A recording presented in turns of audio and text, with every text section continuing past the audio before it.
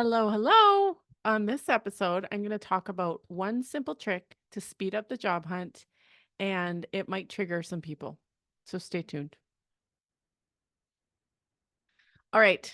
So, one thing that's been coming up a lot in my coaching container and posts I see on LinkedIn a lot is this one sentence that people say that is just not helpful whatsoever. It has no usefulness, yet people keep saying it. And it comes up so often, like it's so important, but it's like a detrimental thing that you keep repeating to yourself that you don't realize.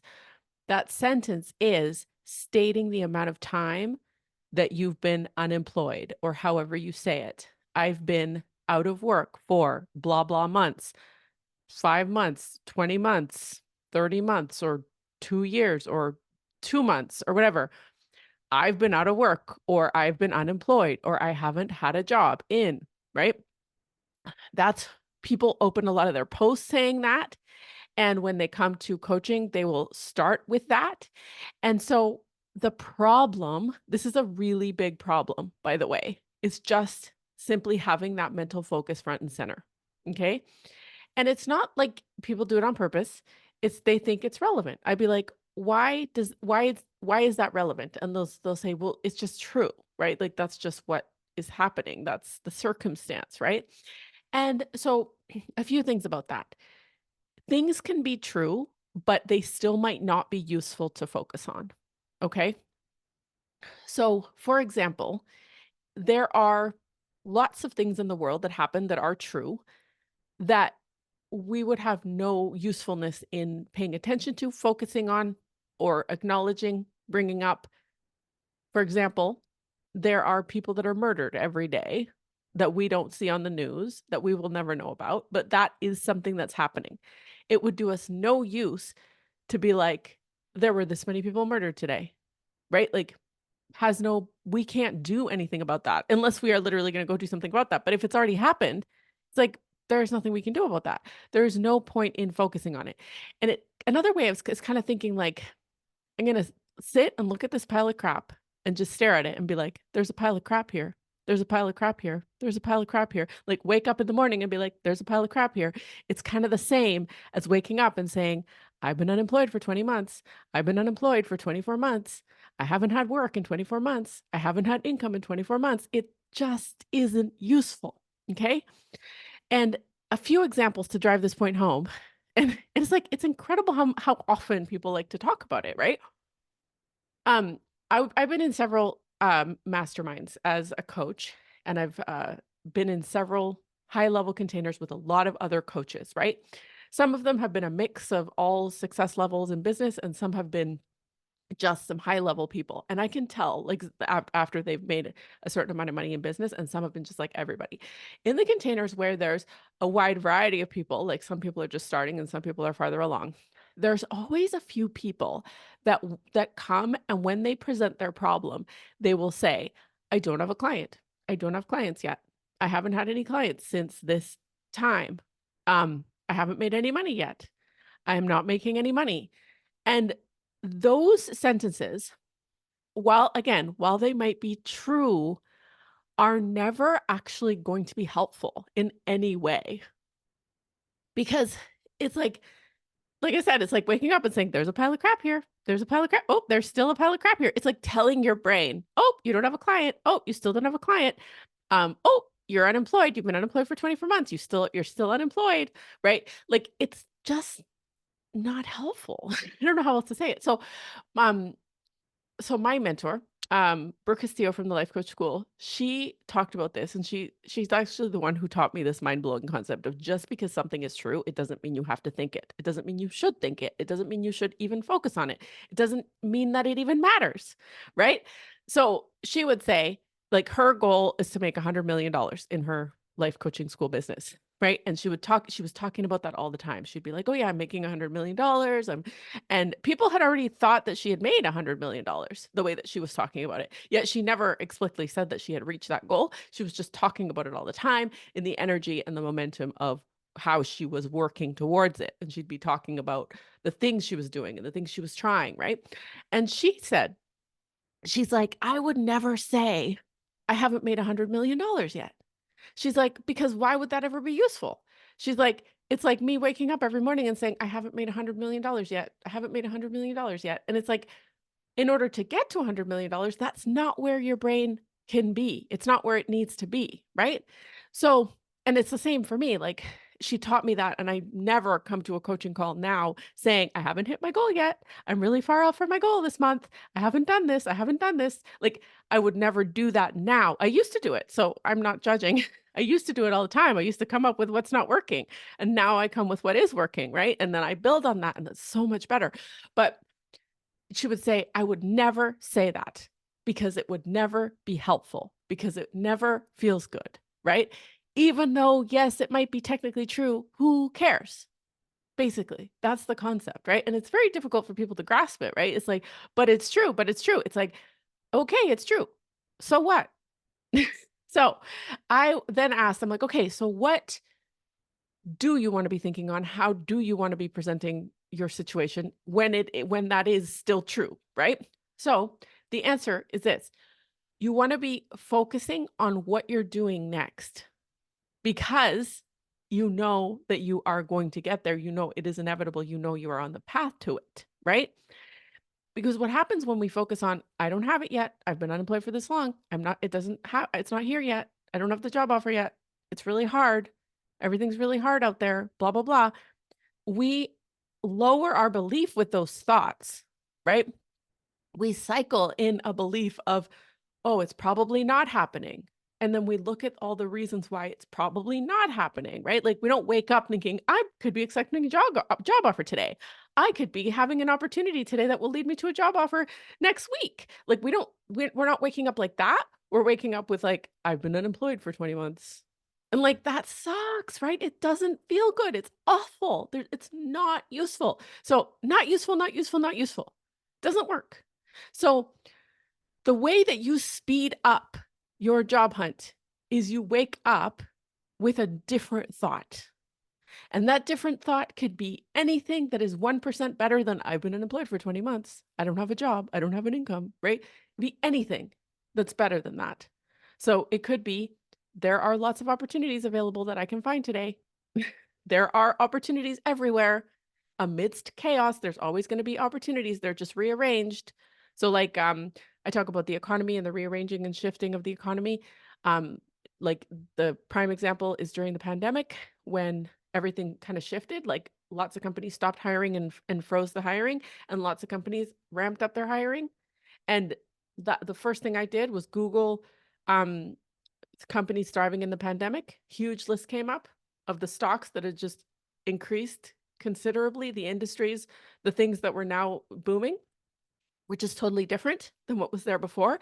But it wasn't just like, "Oh, there's no jobs, there's no money, everything's dried up, nothing is," it's like everyone went into like the scarcity mindset. And it's like, no, it just rearranged. So, and you'll notice that the people during the pandemic who pivoted, who who had that mindset. So, like, I was like, "Okay," I told my clients, I'm like, "Go Google companies thriving during the pandemic. Make me a list of 100 companies that are thriving right now and why." And, like, all my clients during that period landed jobs. And it was because I had to keep their mindset on track, right? Because otherwise, like, they were like, "Oh, nobody's hiring. All my interviews are canceled," right?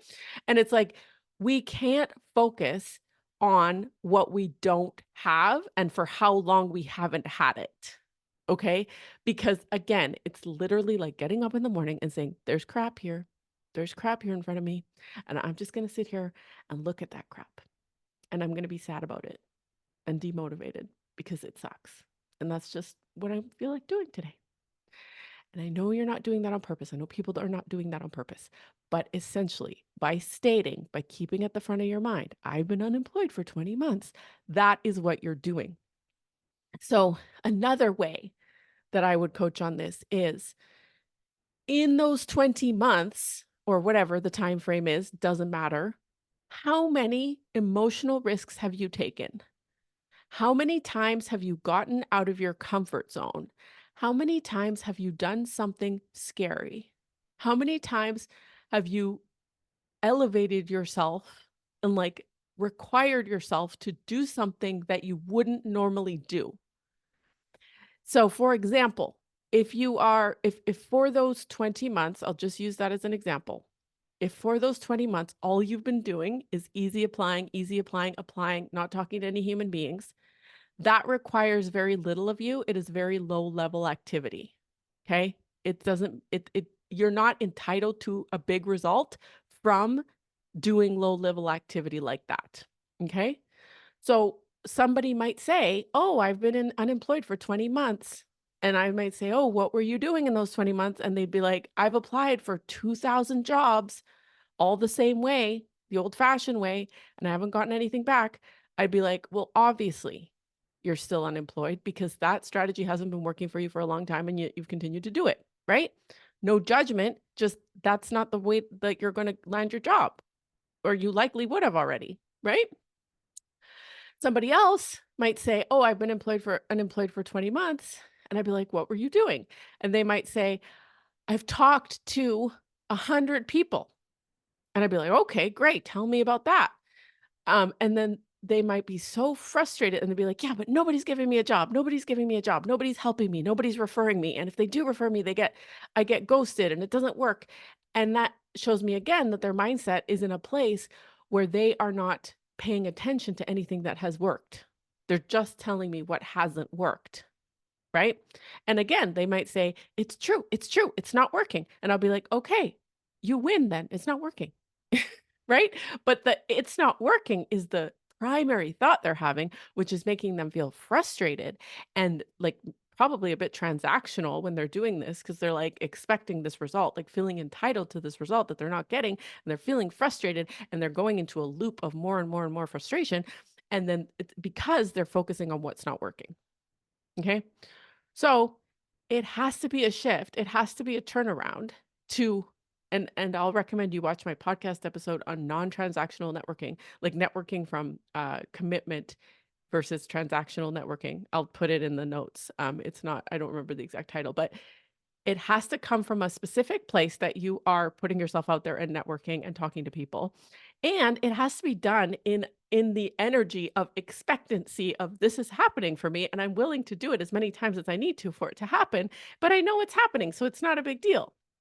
And it's like I'm not expecting it from you or you or you. I'm not expecting this from any specific person. I'm just here showing up because I know it's happening. Okay?